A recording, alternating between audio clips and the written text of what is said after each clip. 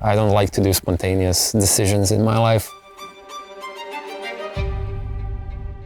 So a lot of time we will end up in some chaotic situations where we just need to take a pause, go into overview mode and figure out what the hell is happening around us, because everything has consequences and we all want to make good decisions in life. My name is Ante Med1cz, also known as Med1cz, and I am the in-game observer for Rainbow Six Siege. I come from a place called Velika Gorica, which is very close to Zagreb, the capital of Croatia. I was born and raised here. Croatia is a small and proud country, I would say. The more I travel around the world, the more I appreciate life in Croatia. Before the whole esports thing, I didn't have much opportunity to travel around the world. I feel like maybe it was a couple of months since I got my first international LAN and opportunity, but it's actually been almost 4 years. I feel like I was a bit lucky here with Siege.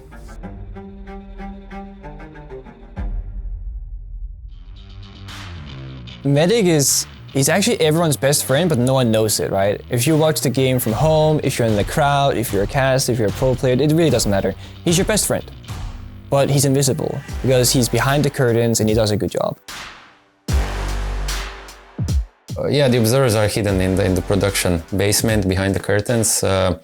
But yeah, it's funny how we have so much control over the broadcast, because it's basically we decide what is shown on the screen, and you know, with one single thing we can just ruin everything.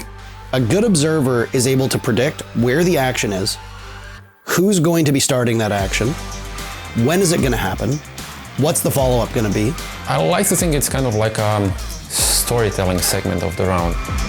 It's not like an automatic program that catches the kills. It's a person who sits there with a controller and a mouse and keyboard, and he will choose which person to watch at any given moment.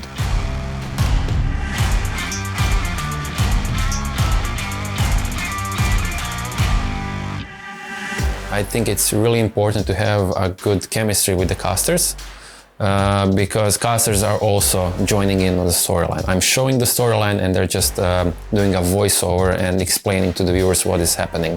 And he will help me tell the story that I want to make, because I can't control the camera. I can only try and navigate us there. So it's a symbiotic relationship. If we didn't have that, it would be just randomly watching players how they shoot at each other, and it would just be a boring experience.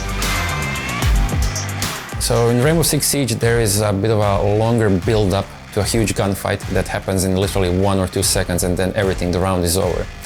And by going into an overview of the map, we can take a step back and get a clearer picture of what is actually happening, what is a team trying to do and trying to achieve. Because in those 1 or 2 seconds of a gunfight, we miss out all the preparation the team made for that execution. And I think that is quite important thing to show in Siege, how a team works together. It's not just gunfights, it's the teamwork. The way that you watch a game like Rainbow Six is going to make or break your experience. It is an impossibly challenging game to keep up with, and it feels like when he's spectating, you're missing very little of it. The only reason why the viewing experience and the casting experience is so good is because that the observers are so good at their job in Siege.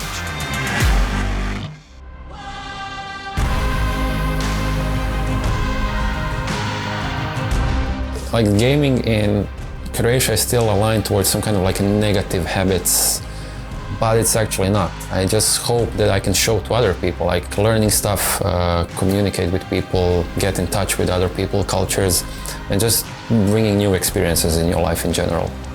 I think everyone could use a little bit of observing before making any big decisions. Yeah, it's always good to just, step back, go into overview mode, figure things around you, and then just think about what we should do next and what are the consequences of those actions, and then proceed with a good decision.